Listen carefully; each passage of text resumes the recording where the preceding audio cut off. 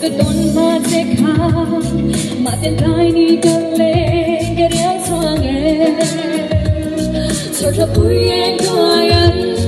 dutule kasam chi nan tona let's sing up sui ruan kui turan kai le kui turan nagkaton sahi lo makin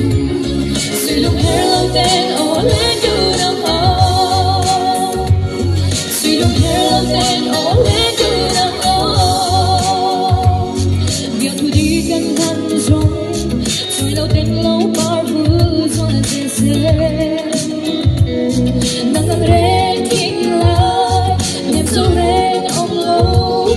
Chị sẽ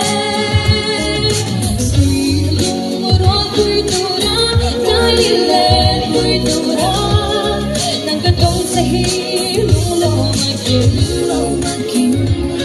suy luồng hello then oh lên du đông oh lên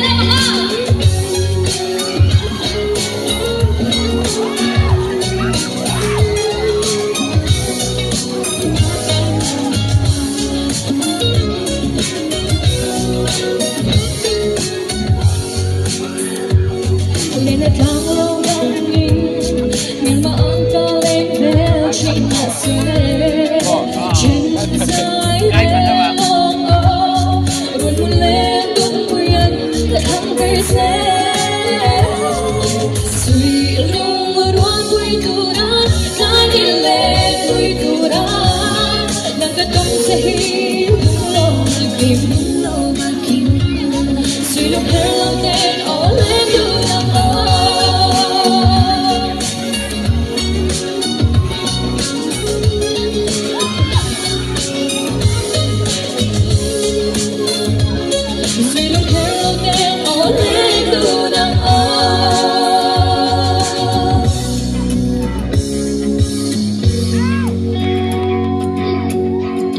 Nó gần lên